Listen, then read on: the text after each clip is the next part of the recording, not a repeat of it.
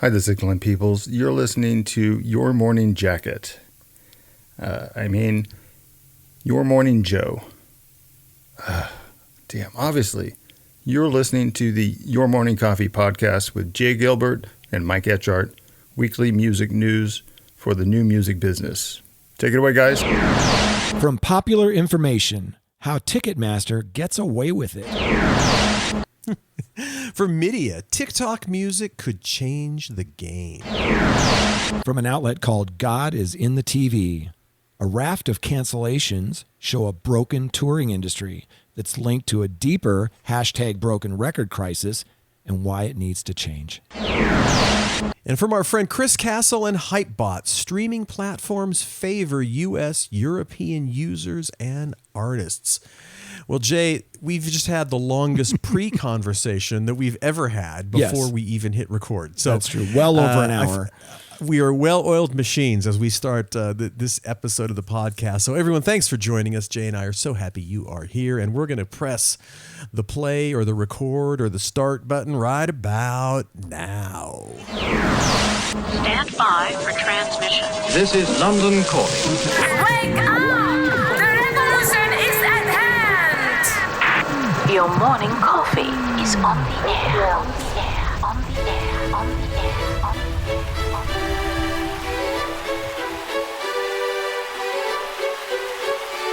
Standing by.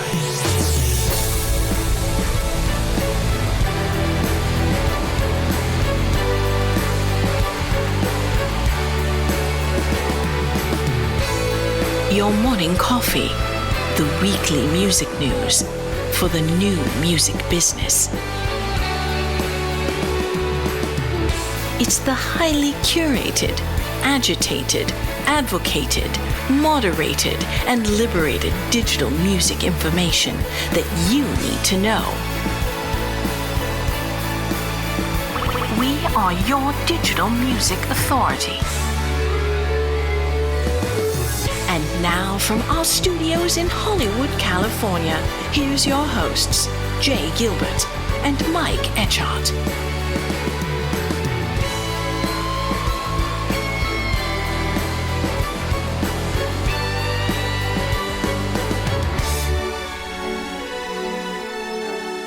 Well, Jay, so nice to see you. You have been just a machine this last week and weekend. You have just been all over. You got so many irons in the fire. When do you sleep, Jay? That's what I need to know. When do you sleep? Well, I drink a lot of coffee. You know that. I do know that because that's one of the many things we were just talking about. But you've got, let's see. Yeah. So you've got Behind the Set List, the podcast with Billboard, and let's see, is it 311 that just released, which is very exciting.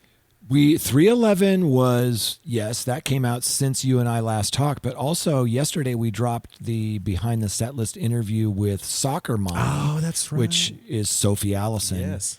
And I just love her. I love her music. Circle the Drain is one of my all-time favorites. And remember how you and I would talk about when we like a song, we'll play it over like and 10 over times and in a row. You know, we should actually have a segment on the show for songs that we're playing over and over and over again. Yes, because we will. And the first one will be Circle the Drain. Okay. From Soccer Mommy. If you haven't heard of Soccer Mommy, check it out. We had a really great interview with her on the Behind the Set List podcast that just dropped, I think, yesterday. I've been traveling. I was in Nashville when it dropped, and it's the first time that Glenn and I didn't do the kind of intro together because I was traveling. So he did it by himself, and he killed it. He did a great job. Nice. By the way, the song that I cannot stop playing, to my wife's chagrin and to everybody around me's chagrin, is Don't Tell Our Friends About Me, which is Blake Mills. I don't know if you know Blake Mills. I can't stop playing that damn song. It's fantastic. You know what? Let's keep that in mind. I'm going to put that in the notes, and I'm going to build a playlist. Yes. And each week we'll talk about those songs that, we play over and over. I remember a couple of weeks ago we were talking about Mary on a Cross by Ghost. Songs like that you just, once you find them, you just hit play over Absolutely. that's super cool. Absolutely. And I'm going to be picking up my powder blue tux from the dry cleaners this week because it's Music Tectonics Conference. And I know you're going to be there with your leisure suit on and cruising around. It's going to be a fun time, I think. Big lapels. That's right. Yeah, Music Tectonics. Finally, it's here this week, October 25th through 27th in Santa Monica. Put on by Dimitri Vitsa and his amazing team. Yes, over indeed. at Rock, Paper, Scissors. And on Wednesday, is that the 25th? Let me look at my calendar. Yeah, it must be on the 25th. I think it's Tuesday the 25th. What's today? Today's the 23rd, 24th, 25th. So it starts on Tuesday? That started. Yeah. Now you're going to make me pull up a calendar. I know. Because I think it does. Yes, it starts on Tuesday the 25th. Okay. I have a panel on Wednesday, the 26th, right, at 11:30 called, I don't have the title in front of me, but I know it's about data and A&R. We've been having a lot of discussions with A&R reps at various labels. And it's so interesting because no two A&R people do it the same way, And for those that don't know that A&R world, it's not just about signing an act and hoping that they're going to be the next, Pink Floyd, Drake, whatever, right?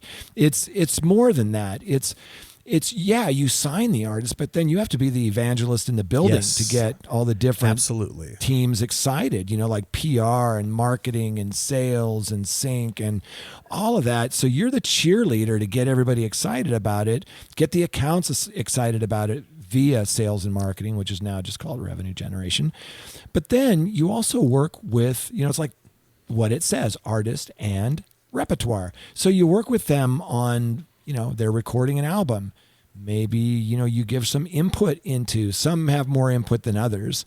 Some are actually involved really deeply with the producers, with the production of it. So I think A&R is really interesting. It's not for me because some of the things that I fall in love with, they're in heavy rotation in my car. Yeah, exactly. Well, and I think that's what you were just talking about is something that the general public doesn't understand and couldn't understand, which is how you do have to sell the product, the artist, the album, the EP internally. And that's in the building. And, you would think, well, why in the world would you have to do that? Well, because there's a lot of things they've got coming out. And exactly. Yes. That's exactly it. There's like a fire hose. You and I were just talking about it on the show. There's 100,000 tracks uploaded every day. Yep. So everything can't be a priority. And so, right. You have maybe a priority for EDM or country or pop or whatever it is, but you really need to sell it in-house, and it has to have a strong narrative, and you got to get people excited about it. And when you do, amazing things happen. But that's the second sales job that an A&R person has to do. The first sales job is to convince an artist or a group to sign with the label. Then you have to be involved in the production of the record, and then you have to sell it internally. And it's 2/3 sales, 1/3. It's not for the faint of heart. And the other part of it, this panel is about data and A&R, because you and I talk about, kind of the lazy way might be that let's just watch TikTok, see what's popping, and jump on that as soon as we can. And we've read about that. We've reported on that. There are some people that do that. Not so many, because a lot of those TikTok artists, they don't have a rich touring history. They don't have a big fan base typically of music folks, and they don't have a repertoire or a catalog of music. And I think most of the A&R people that I talk to, they want something deeper. They want something that's going to be a career, not just a one-hit wonder. Yes, exactly. And the historical note that I think we've mentioned this before once on the podcast, which is A&R historically, artist and repertoire. That title was created at an era when pre-Beatles, when your A&R guy signed you as an artist and then found material for you to record. And so they had relationships with publishing companies and songwriters, and they would bring in tracks for the artist to be signed. Right. And then, of course, during our era, we said it was artists and restaurants, because you were out with that expense account trying to wine and dine artists to sign. I've been to a number of those dinners when the A&R guy threw down the card. because he was paying. It was the old days, maybe not the old days, probably still that way. So, and then we've got, so speaking of events, we've got something that's happening November 4th at the Grammy Museum, which is a conversation with Merck Mercuriadis, which is a very exciting event. A week from this Friday. It'll be at the Grammy Museum. And for those that haven't been there in Los Angeles, it's a wonderful place. I've been there many, many times for different events. And we're going to be there, as you mentioned. It's called A Conversation with Merck Mercuriadis, who you and I interviewed on this very podcast from Hypnosis Song Fund. But I've known Merck, worked with him off and on for years. You know, he managed Elton John for a time. You know, he's worked with a lot of great artists. He was over at Sanctuary. I worked at Sanctuary and when he was running the company. And I have a great deal of respect for him, not only because he's a great music executive, but more so, you'll remember when we recorded our interview with him before we hit record, we just talked about his record collection. Yes, we did. And he still gets excited and he still plays those songs over and over and over again. And anybody in the business, you know, that still has that passion like that, I have a great deal of respect for. Yes. And then Fran, his PR person, we've talked a lot. You've actually connected with her recently because.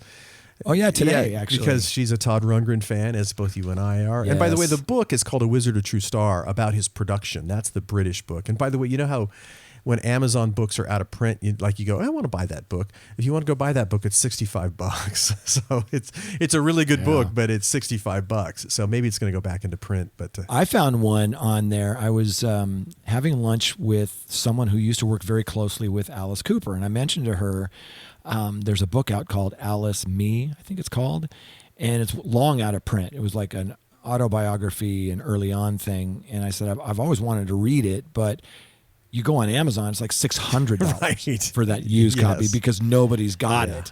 And look, I'll give it back. You know, I just want to read it. So, speaking of that, you and I talked a little bit about this John Waite documentary that was coming out called The Hard Way, and I told you I was just so honored that they used, you know, my photo for the movie poster, and that was actually in the deal. That when I licensed them the photo, like, look, I'll do this, but I want a copy of that movie poster. And so it's in the contract. Nice. Anyway, I finally got to see the screener. It comes out December 6th. And I'm telling you, it's phenomenal. First of all, what you realize is that John Waite, from the Babies, his solo stuff, Bad English, you know, he had a couple of number one hits with Bad English, and then back to his solo stuff. He's got this body of work that is just, it's amazing. But he's also gone through and been screwed over by a lot of people in the industry. And I know he's not the only one, but he talks about it. You know, he had maybe a problem with a manager or a label that let him down. And he just kept plugging away through all of that. But as you watch the documentary and see how things kind of unfolded, it'll make you laugh and it will make you cry. Wow. It is brutal. Yeah, I want to watch it. And it's going to be apparently on December 6th. It's going to be on all the on-demand streaming services. And then it'll probably jump over to Netflix or Hulu or one of them. The Hard Way. The Hard Way, Yeah, don't miss that. And I was asking you, I haven't seen this docudrama, but you have. And I meant to watch it today when I was on this plane, but then I got caught up in that Elvis movie again. I just love that. Great movie. I've seen it twice at the theater. I mean, the first 10 minutes of that movie I could watch over and over and over again. Anyway, there's a couple of people are telling me you have to watch this. This came out in 2014. It's a kind of a docudrama on James Brown called Get On Up. Yeah. And I mean, Mick Jagger was involved and Brian Grazer, and I think it was directed by Tate Taylor. But you saw it, right? Oh, it's great, yeah. And then Chadwick Boseman played James Brown, and the late Chadwick Boseman. It's a fantastic movie. He did an amazing job, and of course. Then I think right after what was that other thing he was in? 42, which was the Jackie Robinson biopic, which is also fantastic. So yeah, he was a wonderful actor and greatly missed. But the James Brown one is worth watching. It's fantastic. Yeah, that one slipped by me. I don't know how. I mean, you can't watch everything, but I was having dinner in Nashville with a friend this weekend, and we were talking about, as we do, records and documentaries and things like that. And he was raving about that one. I said, what? Get On Up, and then I Googled it and I went, how did I miss this? How did I miss? It was good. Now, speaking of Nashville, You just got back from Nashville, to say the least. Your arms are tired. Anything exciting you want to share? I know some things you can't share necessarily. I love Nashville so much, and I get out there a lot. And I had some amazing meetings with, Symphonic and Apple Music, and had some client meetings. I can't really talk about the release yet, but I got to visit a studio called Smokestack in Nashville and spent a couple of days there. And what was funny is I had a client friend of mine, after we had a meeting, he goes, where are you headed now? And I said, well, I'm going over to a studio. And he goes, well, I'll give you a lift. So, I put the top down on his Jeep and he drives me over there. And as we pull up, he starts to laugh. He goes, oh, this is where I recorded my album. Of course. I said, what?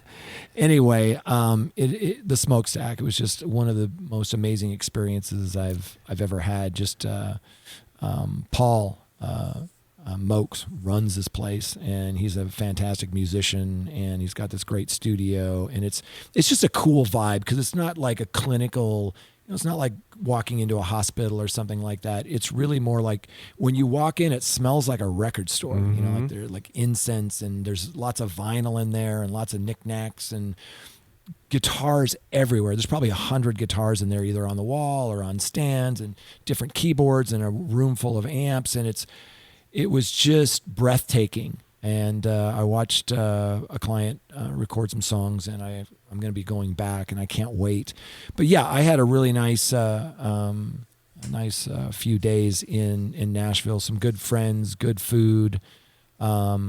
Always good to go to Nashville. And the jet setter of this duo, not only does he wear very happening leisure suits, but he is none other than Jay Gilbert. He is the co-founder of label and artist services company Label Logic. He's the curator of the weekly Your Morning Coffee newsletter, which of course represents here in this podcast. And he's also a former executive with a couple of companies you might have heard of: Universal Music, Sony Music, Warner Music Groups, and Fox Home Entertainment. And a diehard Vikings fan, Minnesota Vikings. Yes, sir. They got a bye week this week. Yes. They're not playing. You can't lose when you don't play. As do my Rams. And this gentleman right over here, Mike Etchart, is a longtime host of Sound and Vision Radio, formerly of SST Records, Warner Music, Capital EMI, and Universal. And what do you say, Mike? We should thank our sponsors, right? Yes, we should. Let's start with Bandzoogle. We love Bandzoogle. I just built another site in Bandzoogle. It's so easy. It's like drag and drop. It doesn't take a lot of time. It's super fun. Super simple. And we'll tell you in a second how you get a free trial of it. But if you ever want to build your own website, it's amazing. So Bandzoogle is built by musicians for musicians. It's an all-in-one platform. It makes it super easy to build a beautiful website and an EPK for your music. All the features that you need for a professional website, everything is built in, like hosting and a custom domain name, dozens of fully customizable design templates, tools to help you sell your music and merch commission-free crowdfunding and fan subscription features, mailing list tools to help you grow your fan list. Email still works, and send newsletters, social media integrations, and live support from their musician-friendly team 7 days a week. Your Morning Coffee podcast listeners can go to bandzoogle.com, try it for free for 30 days. Just use a promo code Morning Coffee, all one word, and that'll give you 15% off your first year of any subscription. That's bandzoogle.com, promo code Morning Coffee. And we are also sponsored by Hypebot. Since 2004, Hypebot has chronicled the new music industry and the trends and technologies that are changing how music is discovered, consumed, marketed, and monetized. It is edited daily by founder Bruce Houghton with considerable help from Alana Bonilla. Hypebot and sister blog Music Think Tank are published by Live Music discovery and marketing platform Bands in Town. You betcha. Bands in Town. Over 65 million live music fans trust Bands in Town to get personalized concert alerts, recommendations, and messages from their favorite artists. It's the #1 artist service platform connecting over 550,000 artists with their super fans. Is that more? God, yes, it is more. Managers, labels, agencies, and artists access their own dashboard to manage and promote their tour dates across all platforms. Big thanks to Bandzoogle, Hypebot, and Bands in Town. Boy, we certainly appreciate it. Could not do it without y'all. So big thanks. Never miss another show again. And by the way, it's also Grammy season, Jay. It is Grammy season already. Can you believe it? Believe it. I did the voting yesterday. Today, which just happens to be Sunday, October 23rd when we're recording this. It'll drop tomorrow, but today is the deadline, meaning yesterday when you listen to this podcast. Yes. Am I confusing people? Yes. Anyway, I got my voting in under the wire. I like to take my time. There's a couple of great publications that come out. Variety is really great. Billboard, Rolling Stone, they all have really great Grammy coverage, and it'll help me kind of put my list together because there's a lot. In first round, there's hundreds and hundreds to choose from. So you really can't just go in there blind. You have to kind of have your list because there's different categories and so on. Anyway, I won't bore everybody with the details, but I did vote. I did do my round one voting. So that is now over. Nominations are announced November 15th. That's a really important date, November 15th. And then the final round of voting, this is where it's all whittled down to just the finalists. This is where it gets real. The final round of voting is December 14th through January 4th. And I'm super excited for the announcements on November 15th and then the final round voting. And then the TV show, the telecast of the 65th Annual Grammy Awards. That is happening on February 5th. So you and I talked a little bit about the Grammys because one of our favorite Grammy shows was under lockdown, oddly enough. It's fantastic. Remember? Absolutely. I mean, you and I have talked about this so many times privately, maybe not so much on the show, but just how it was magic that night. Because we're all locked down, but instead of having a big studio audience, they had the artists kind of almost in the round playing for each other. Exactly. And it was really and we great. said before we started recording, we were talking about that. And it's very much, if you're familiar with the BBC program Later with Jules Holland, great music show. And it's very much set up like that, where the bands are playing and then the next up bands or the bands before are just right off to the side watching those bands perform. And that was hosted by Trevor Noah. And gosh, I remember Silk Sonic did a performance that was just fantastic, and Haim and that was Harry amazing. Styles Billie and Eilish. Billie Eilish. It was just fantastic. And you could see their reaction. Yes. So when let's say Haim was performing, they would show the other artists like really getting off on the performance, and it was really fun. It was really special. It was really different. Gosh, I would love to go back to that format. Oh, yeah. And I still find So myself, good. I have saved or their favorites in my YouTube catalog of stuff I like. A lot of the performances from that show, which was just fantastic. So, so much. That's going to be the Grammy 65th annual Grammys. My God, it's been going on for a long time. 1958. 65th. Crazy. Where does the time go? Yeah. Well, Jay, we got to jump into these stories. So what do you say we get going? Yeah. We've been talking for hours and okay, we should probably do this at some point. So the first story we're talking about from Popular Information, how Ticketmaster gets away with it. It just seems like that headline sure grabbed my attention. It did mine as well. And I will say, the whole Ticketmaster thing, it comes up periodically. It kind of comes in waves in terms of frustration and angst with. Well, I didn't understand it. Maybe you did. Until I read this piece, I didn't fully understand, this incestuous kind of this company bought this company, and that's why they have this kind of maybe monopoly on this area. This is written by Judd Legum. And I hadn't really heard of this website, Popular Information, but I was so impressed with this article that it's the lead story in your morning coffee this week. Yes. And I'm getting a ton of feedback from it. And I'll just kick it off. What Judd points out initially is that as the pandemic started to kind of wane, millions of Americans were excited to return to live concerts, right? Not only live concerts, but sports, comedy shows, everything. The cost of attending an event, however, has exploded, and we've been hearing that everywhere. The face value of these tickets has gone up so much, but an even bigger problem is these quote-unquote fees, these add-on fees. They can be as high as 75% of the ticket price. That's just shocking. And he points out that worse, consumers are increasingly forced to buy tickets on the secondary market where prices and fees are even higher than that. He says these issues can be traced back to one company, Live Nation Entertainment. Yep. So it's, as he says, in 2010, Ticketmaster was already a dominant player in the primary ticketing market. But that year, You may remember the Department of Justice approved a merger between Ticketmaster and Live Nation, the world's largest concert promoter and Ticketmaster's only significant competitor in the ticketing space. According to a new report by the Economic Liberties Project, the merged company, Live Nation Entertainment, is a monopolistic company that can get away with ripping off fans and strong-arming venues. So it's sort of a two-pronged thing this article is really about. It's like the leverage that they're able to exert to get artists to play in their facilities, and then how they handle the tickets and associated fees to the consumers. And I hadn't thought of it. I hadn't thought of it like that, and it was kind of eye-opening to see how he laid this out, because he says prior to 2007, Ticketmaster controlled more than 82% of the primary ticketing market in the United States. 82%. No other company had more than a 3.8% share. At this point, Live Nation was Ticketmaster's largest customer. So in 2007, Live Nation ended its relationship with Ticketmaster. Then Live Nation launched its own service called CTS.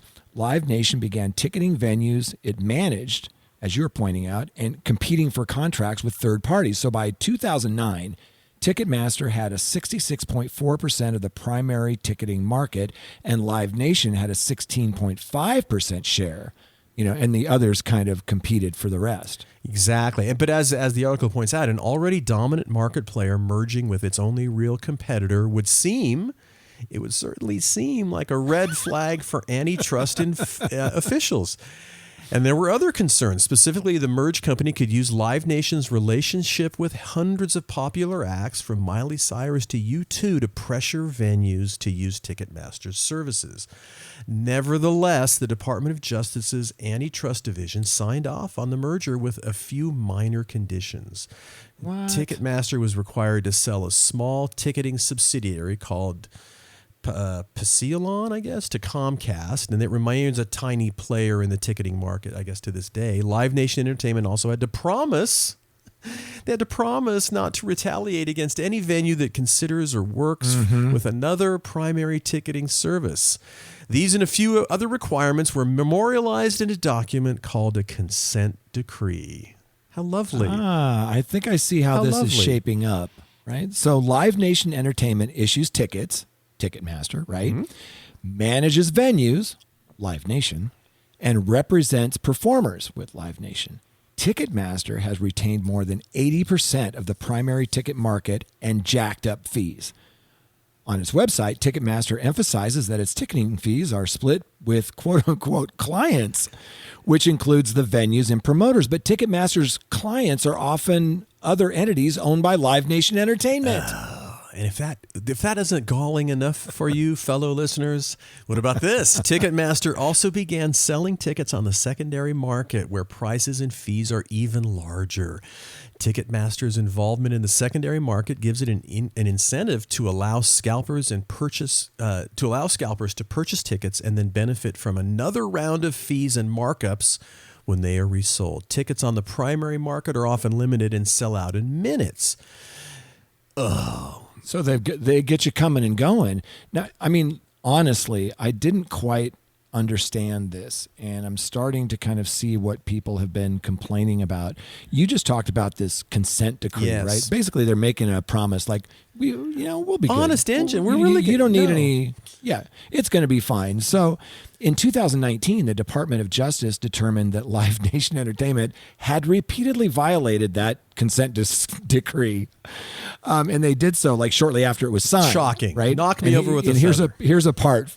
Yeah, here's a part from the Department of Justice that they said the United States has found that since 2012, defendants, Live Nation executives have retaliated against or threatened venues throughout the United States in violation of the final judgment's anti-retaliation and anti-conditioning provisions. These violations began shortly after the decree was entered in 2010 and have recurred throughout its term. Wow. Yeah. Okay, so you think that would be reason enough to go back and slap them silly and do something with some sort of girth behind it. But instead of suing to unwind the merger, imposing any financial penalty, the Department of Justice decided simply to make a few small modifications to the consent decree. It extended the terms of a consent decree by 5 years, clarified that Live Nation Entertainment was not allowed to threaten venues, and imposed small fines if a future violation is discovered. So they're saying, don't be bad, or we're going to slap your hand a little bit. That's right. But by all accounts, since it agreed, to that consent decree, Live Nation Entertainment has conducted business as usual. Yep. The threat of retaliation hangs over the heads of venues, and fees continue to increase. In the last 2 years, Live Nation Entertainment has continued to consolidate its market power, purchasing, quote unquote, a competing ticketing startup founded by former Live Nation executive called Rival, oddly enough, and acquiring 3 leading international ticketing and event companies. It doesn't sound like they've been punished very, badly. No, and this is kind of, this is not only, we're of course talking about music mostly, but this is for sports. This is all kinds of different things that involve tickets, and you're just getting hammered. It says earlier this year, Senators Richard Blumenthal and Amy Klobuchar called on the Department of Justice to investigate the state of competition in the market for live entertainment, including potential violations of Ticketmaster Live Nation's updated consent decree. The senators said they were deeply concerned that the department's past enforcement and negotiated remedies in this industry have failed to adequately foster and protect competition. So then on Wednesday, a coalition of anti-monopoly groups, including the American Economic Liberties Project, Sports Fans Coalition, the Consumer Federation of America, and the Artist Rights Alliance, launched a campaign calling on the Department of Justice to break up Live Nation Entertainment. Wow. Wouldn't that be amazing? And there was some other legislation that you and I were talking about, this is last year, where they just wanted some transparency, because you and I know that when you go to buy a ticket, it'll say this ticket's $40. Right. And then you get through there, and by the time you check out, it's like $100. Yeah. And you're like, well, wait a second, I thought this was a $40 ticket. And so what this legislation they want to pass is, so it says right up front, this is a $100 ticket. Right? Exactly. And then you can break up where those fees go afterwards. But I've always been frustrated when I wanted to buy a ticket for an event, let's say locally, and there's all these service fees and all these handling fees and stuff. And I was like, no. I'll go down to the Troubadour and I'll buy the ticket. Yes. I'll do all the work. Just like when I was in high school, I'd wait in line and I'd get the ticket at the department store, and there wasn't a huge fee involved. It might have been 50 cents or something like that. But a lot of these fees you can't avoid. No. And that's really frustrating. Yeah, it is. Well, we're gonna have to keep an eye on this, but but again, this has come up so many times over the last few years, where there's like this big hue and cry about ticket prices and service fees and all that stuff, and it seems to be, in terms of legally and at a political level, it just seems so hard to get any traction for anybody to rein this in, and it's absolutely absurd and insane. And sounds like they're doing it. Well, we'll see. You just said they launched a campaign calling on the Department of Justice to break up Live Nation Entertainment. That's a pretty bold statement. It is. But we'll see if anything happens with that. I don't know. Yeah.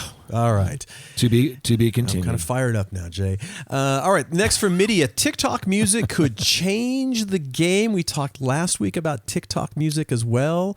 And here's another article. Well, it's there's coming. A lot of conversation. Yes. Right. And this is from Mark Mulligan from Media. And it's run in the music industry blog, but we follow, Media very closely because they do some of the best kind of stories and analysis and reporting, and they're just phenomenal. And we have been talking a lot about TikTok music because what it looks like with their reso is that it's going to become not only a label but a distributor, and that could be a big change to our industry. And as Mark points out, there's been a lot of talk for some time now, that the parent company ByteDance is going to launch this music streaming service in Western markets, because remember, it's already out there in countries like Indonesia, India, Brazil. And they haven't rolled it out in America yet. And they're going to roll out to some other countries. But because of these new Twitter accounts, they kind of figured this out. And there's been reports of more than a dozen new markets that are being prepped. So it's coming. And again, we don't have a date on when it might roll out to North America. TikTok has become one of those central forces in digital music marketing ecosystem, eroding the cultural capital of traditional streaming services. Well, absolutely. It's a logical leap to assume that if TikTok becomes a key force in music discovery, it could also do the same for consumption, right? Yep. So while this is certainly the case, ByteDance, that's the parent company, ByteDance's streaming opportunity is a whole lot bigger and more disruptive than just Resso. Right. So as they say, Resso is a perfectly decent streaming service, but similar to YouTube Music, it only scratches the surface of what it could be. Both TikTok and YouTube have unique content, behavior, features, and culture that stand in stark contrast to standard streaming. It's difficult to translate much of this because of licensing constraints, but doing so should be the priority for both TikTok and YouTube. This will drive differentiation and help the industry carve out genuine new growth pockets rather than just unearthing the remnants of the addressable base for standard streaming. Of even more relevance to the music business, unless rights holders can empower ByteDance's streaming offering with something truly different, is the risk that its growth will largely comprise of switching Spotify subscribers. The music business needs the maturing streaming market to be about growth, not substitution. Perhaps TikTok music Twitter profiles point to something bigger and bolder than Resso. But it's interesting. I think so. Yeah. You just talked about something that I had this long conversation this weekend about, and that is that look at YouTube and TikTok. I mean, YouTube, they have YouTube Music, and that'll have pretty much the same as most DSPs as far as music goes. But when you go onto YouTube, which is by far the largest streaming service, because it's got outtakes and B-sides and live things and things that just nobody else has that you can find there. And same with TikTok. TikTok has things that you can't find anywhere else. And this friend of mine was telling me that he thinks the future of the business is what you just described, which is you take something like TikTok and YouTube, and then you put that together with the 100 million tracks that Apple just reported that they have. So you've got all of the majors and the indies and all of that stuff, but now you've also got some of what makes SoundCloud important. You've got some of this user generated and some of these viral things. That is what he was arguing. That's the future of the DSP, not to just have 5 DSPs that have the same 100 million tracks. Yeah, exactly. So they point out here, discovery is consumption, which is a great way to start a paragraph, actually. He said, people used to discover music on the radio and then go and buy it. That model has been turned upside down. Now people, younger audiences in particular, discover most of their new music on TikTok or YouTube before going to radio-like streaming services to consume it. What is more, much of the discovery that happens on TikTok is consumption. It is not just consumption either. It is consumption that streaming cannot replicate, which is an interesting point. This is before even considering the importance of lean-through creative behavior, such as doing a duet or a dance challenge to a favorite artist's new track. Music is the soundtrack and often the catalyst to this consumption. But when that music is listened to on streaming, it is stripped of all that creative and cultural context. It's like only listening to the soundtrack of a movie.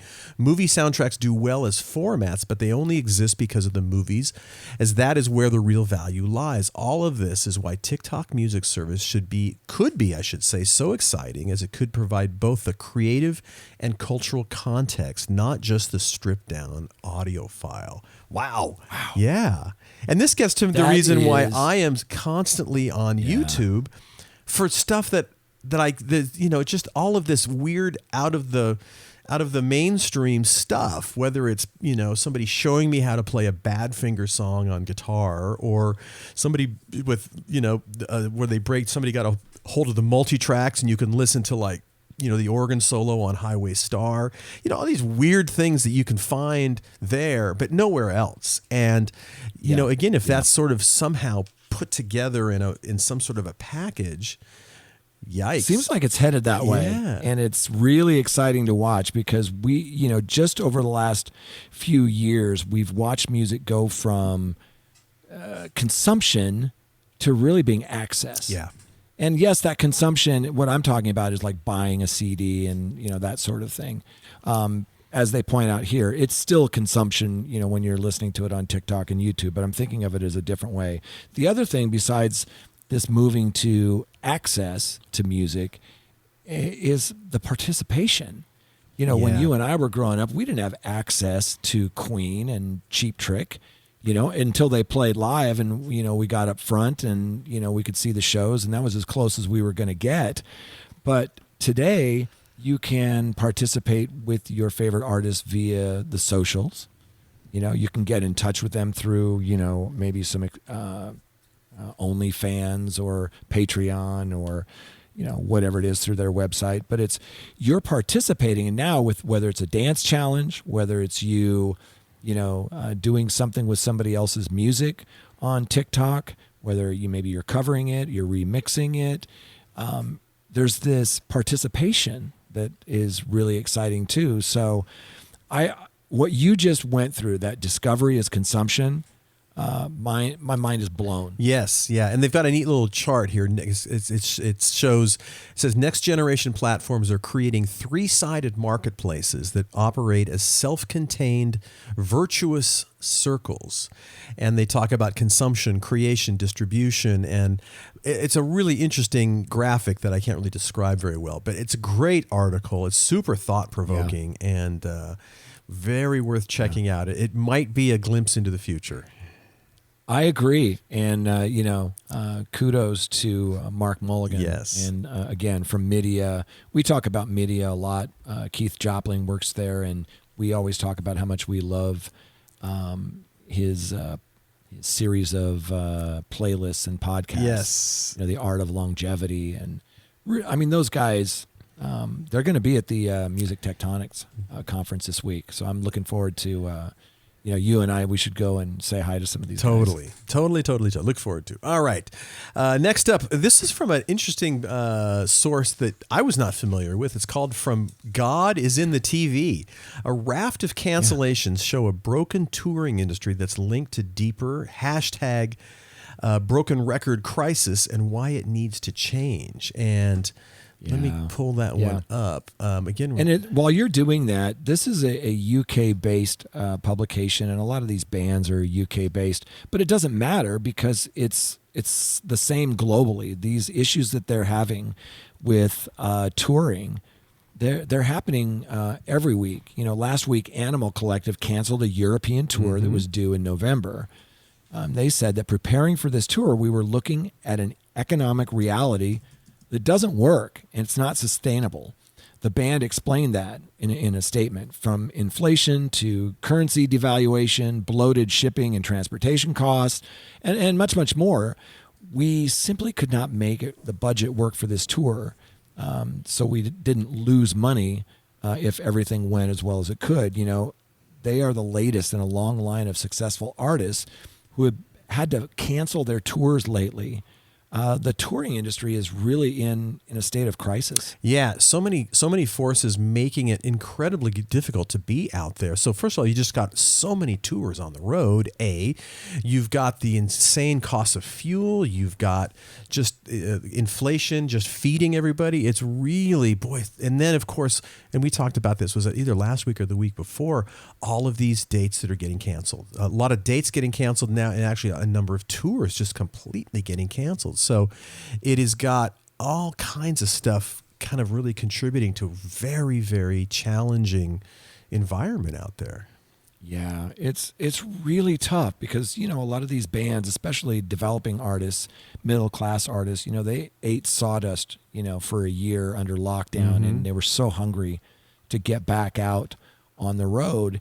And then, of course, all those factors that you mentioned have made it so it's really challenging. Now, you and I have talked about a couple of bands that have made it work, but they're the outlier. We talked about Walden, the band Walden. They did a 50-state tour, and it was basically all funded by fans. And they even made it to Alaska and Hawaii thanks to the goodness of fans. And I work with the Accidentals, and they did I think it was a 40-date tour with Sawyer Fredericks, and a lot of those dates, most of those dates, they stayed with friends and fans, and when they're in Los Angeles, they'll stay with us. But that's not sustainable for a lot of artists. They can't really sleep at their fans' houses like Walden did, across 50 states. Fuel costs are just crazy, especially here where we live. And, vinyl is a petroleum product, as you always point out, and that's more expensive. Shipping, everything, hotels, everything is more expensive. And some of these artists that we talked to, like we interviewed the band Stryper on the Behind the Set List podcast, and Michael Sweet was telling us that it's challenging just to find buses. And when you can find buses, instead of $1,500 a day, they might be $3,000 a day. Yeah. And you put all those factors together, and a lot of artists are like, yeah, this doesn't make sense for me to lose money on this run. But of course, the tragedy of this is that, this has been principally the bread and butter ways that a musician can actually make some revenue. There's a 4AD recording artist called Sohn, and in this article they mentioned that they were the latest artist to cancel. He was the latest artist to cancel his tour, and in a post on Instagram, he said after a couple of years of no live music, so many acts are touring at the same time. I think in the boom years, tickets became disrespectfully expensive. I think COVID got us used to staying at home. A lot of my audience probably became new parents, including me, and there's a financial instability everywhere. When tickets don't sell, everybody down the chain loses money. Artists, promoters, live music venues, and staff. Tours at this level are under huge pressure to break even, only becoming profitable when the majority of venues are close to sold out, which is not the case with UK dates for him. It becomes a huge risk for the promoters who book the shows, and it's a risk I'm sadly unable to take. So you've got to... And let me point out, you said something like this has always been kind of where they earn their money, and that's true. But let's also point out that it's the ticket sales. That's a big part of it. But a lot of it these days, a lot of it's merch. Yes. And if you're filling up, a venue, those merch sales can be half of your revenue that year. And then one thing that they point out that is near and dear to our hearts, and we try to shine a light on this, is what they call artist welfare. Yeah. And I'm just talking about just basic mental health. The pandemic and the lockdown, all of that was really hard on a lot of us. And it was really challenging on a lot of different levels for mental health. And you'll remember a few weeks ago, Santa Gold announced that she had canceled her tour of the U.S. and Canada. And she said, I can't make it work. She offered that in a message on social media. She explained the new reality for artists, kind of post-lockdown. Every musician that could rush back out immediately when it was deemed safe to do shows. We were met with the height of inflation, gas, tour buses, hotels, flight costs skyrocketed. Many of our tried and true venues were unavailable due to a flooded market of artists trying to book shows in the same cities, and positive test results for COVID constantly halting schedules, devastating financial consequences. And, she wrote all that. All of that on top of an already tapped mental, spiritual, physical, and emotional resources of just having made it through the past couple of years. Some of us are finding ourselves simply unable to make it work. So there's that mental health side of it too. I mean, we've all gone through hell, and then to kind of come out of it and struggle to make ends meet, it's just absolutely brutal. Yeah, exactly. And then at the very end of this article, we've got Shirley Manson of Garbage with a post, and she's really kind of summing up the situation. She said, if the live scene fails, the whole ship goes down entirely. All you will be left with is the mainstream, no alternative perspectives, nothing loud, nothing dangerous, nothing weird, little lasts beyond one album cycle. That strikes me as a great sorrow for our culture as a whole. And so it's challenging again for these artists. If you're the Eagles, you're doing okay. But boy, once you're below that level, it's just so many forces sort of conspiring against you. And it's pretty challenging times. And as we head into the winter with sort of a big question mark about what's going on with COVID and other things like that, it's going to be, we're just going to have to keep an eye on this stuff. But boy, it looks like it's going to be a super challenging winter for live music, without a doubt. Yeah, it sure is. I'm glad that's not our last story, because that really kind of is depressing. But hopefully things will continue to improve on all those fronts. But especially that mental health side. Yeah. Let's take care of each other. Absolutely. Well, our last story for the episode, Jay, is from our friend Chris Castle and Hypebot. Streaming platforms favor U.S. European users and artists. And that's a really interesting perspective that, of course, Chris Castle would bring to the party. Of course. Yes. Yeah. And as it starts with the quotation, the big pool revenue share method of royalty compensation is designed to overcompensate the English language big names and reduce payments to artists performing in other languages in their own country. So this is something I had never thought about this, to be honest. I haven't really either until Chris brought it up. But can I just say that Chris is so good at taking something that we just assume is a certain way and then just shooting holes through it. I remember one time we were having a conversation and I was talking about, I think it was Luminate, which has, one service which is kind of US centric, and then you can pay a little bit extra and have global data. Mm-hmm. And he mentioned to me, that's not really global data. They don't have every country in there. Right. And I was like, I guess, that makes a lot of sense. But it's things like that, and things like what you just mentioned, the big pool, which is pro rata, which we talk about pretty much every week. The pro rata model, where you're kind of based on your market share, how much you get paid for streaming, and how user centric or fan powered royalties, is being, Deezer has it, SoundCloud has it, like with Warner, they're doing a test, but we're still in our infancy there. But as Chris points out, he said, just look at the global top 50 on Spotify on any day, that it'll show you that nearly all English language songs, with few exceptions, these songs are performed by Anglo-American artists released by major record companies. So I took him up on it and I went and looked. And damn it, he's right. Yes. He said, these enterprise, in quotation marks, playlists largely take the place of broadcast radio for many users where Spotify operates, and Spotify competes with local radio for advertising revenue on the free version of Spotify. So Spotify's now former general counsel told the recent inquiry into the music streaming economy, conducted, of course, by the UK Parliament's Culture, Media and Sports Committee, our job is sucking users away from radio, and Spotify uses its market power to do just that. And so, due to this phenomenon, DCMS. Local artists are forced to compete for shelf space with everyone in their local language, and then the Anglo-American artists and their record companies. So you can see the dramatic challenge that a lot of these local artists have on these playlists. It's brutal. Yeah.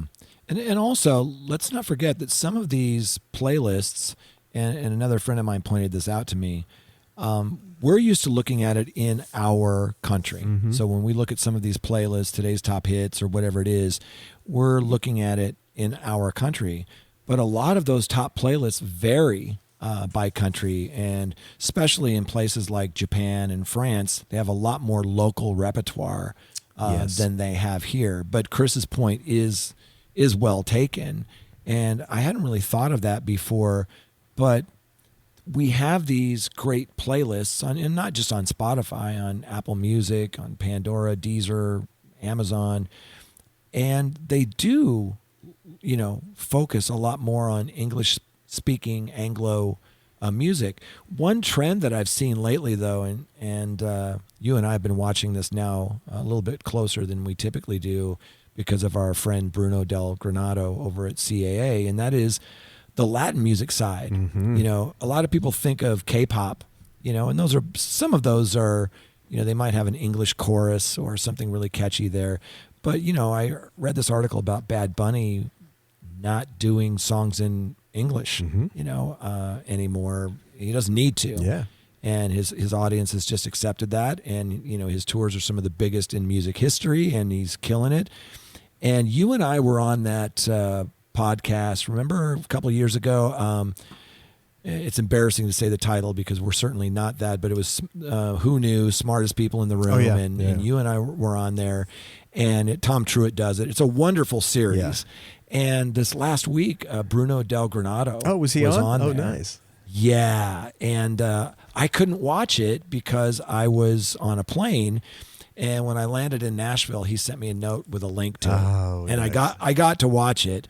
And I mean, I've learned pretty much everything I know about Latin music history From Bruno, without a doubt. Bruno. Without a doubt. So for those that want to know, a little bit more about the rise of Latin music, especially in the United States, follow Bruno and certainly watch that podcast. It's called Who Knew, Smartest People in the Room.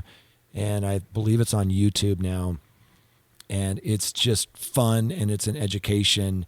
I mean, he managed, I think, Ricky Martin for 10 years. I mean, this guy has been in the trenches. Deep into, yeah, exactly. Yeah. So how do we fix that? And Chris mentions here local content rules. And as you may know, many countries implement local content broadcast rules that require broadcasters to play a certain number of recordings performed by local artists. Is that on radio? Yes. But because streaming playlists, especially Spotify Enterprise playlists or algorithmically selected recordings, are an equivalent to broadcast radio, there is a question as to whether national governments should and maybe could regulate streaming services operating in their countries to require local content rules. Implementing such rules could benefit local performers and songwriters in an otherwise unsustainable environment. And I applaud that concept because they do it obviously in Canada. I think all broadcast radio stations have to play a certain amount of Canadian artists. Yeah, a lot of territories, right? Yeah. And I guess what he's saying is, okay, if they have that for terrestrial radio, well, he is saying that because, one of the ways he kind of puts a bow on this discussion is he says that, countries can respond to streaming's homogenized algorithmic playlist culture. I love that. Many national cultural protection laws, it's easy for me to say, have a history of sustaining local culture. Like you just said, musicians in the face of Anglo-American Top 40, there's no reason to think that these agencies are not up to the task of protecting their citizens in the face of algorithms and neuromarketing. Basically, we have these protections on radio. Sure. We need to extend those to streaming services. But here's the thing. We talk about this with payola versus playola is the public, let's take the United States. The public owns the airwaves. Mm-hmm. And so you can't pay to have something played on the radio unless it's disclosed. But with streaming, the government or the country doesn't own that. So you're comparing apples to chainsaws. But I agree with what they're saying here. Is that should happen. Absolutely. Let me read that line again because I butchered it. And I think Chris is probably beating his head against his desk right now. Countries can respond to streaming's homogenized algorithmic playlist culture. I think that's brilliant. Yes, absolutely. So I would love to see that happen, and let's see what we can do to make that happen. So on that note, Jay, let us wrap up this episode of the Your Morning Coffee Podcast. 115. How does that happen, Jay? My goodness. Good God, I can't believe it's been that many, but it has been. Of course, you're at number what? No, 500 on your music. Oh, we're well over 500 on Music Biz Weekly. But in Mike, I'm the new guy. Mike was doing it for a couple hundred episodes before I joined. We've been doing it, I think, 8 years together. But look, you and I built this together from the ground up, and I know we've mentioned this before, but it bears repeating. It's one of the highlights of my week. I can't wait to do it. I came back from the airport and I rushed home, and we're doing this in the afternoon where we normally do it in the morning. But I can't imagine a weekend, where we don't. I mean, at some point, we'll be in an old folks home and I'll be saying, I can't do it. I got bunions or whatever it is. But I appreciate you, and I can't wait to do this every week. I have so much fun, not only doing the podcast and having this conversation, but the other thing that has just been surprising to me is just the sheer level of feedback that you and I get from some pretty important people sometimes will send us a little note and say, hey, you got this right, or you got this wrong, and I'd like you to do more of this, or hey, have you thought of that? And look, we don't pretend we're the smartest guys in the room, but I'll tell you, we're two of the most curious. Yes. And we're always out there looking for things. And like even this week, I learned so much from reading these stories and then you and I kind of riffing about them. It's just so much fun to do. And I am so fortunate that we have such a great audience that reaches out to us. It's just been absolutely so much fun. There's not a day go by that you and I don't appreciate what we have. So thanks for listening in, Joy J, and I certainly appreciate it. Big thanks to Bandzoogle, Hypebot, and Bands in Town for really helping us put the whole show together and making it happen. We really appreciate that. Yes, and again, appreciate for the feedback. We learn so much from the people that listen in and educate us. Reach out to us. Absolutely. We actually respond. We certainly do. We respond to every single note that's sent our directions. And it's not always, executives at music companies. Sometimes it's just people saying, hey, Yes. I listen to you, when I'm walking the dog in the morning, and I like that thing. Exactly. And if you're in town in Santa Monica this coming week for Music Tectonics, hopefully we will bump into you there. And don't forget, Jay is always buying drinks at events like that. So if Mike's bringing his credit card, and come to that Mercuriadas thing at the on the Grammy 4th, Museum. yeah, that's going to be fun. We'll be there too, and you never want to miss a conversation with Merc. That's exactly right. So on behalf of my good friend and brother, Jay Gilbert, thanks for listening in. We certainly appreciate it. We'll see you next time on the Your Morning Coffee Podcast.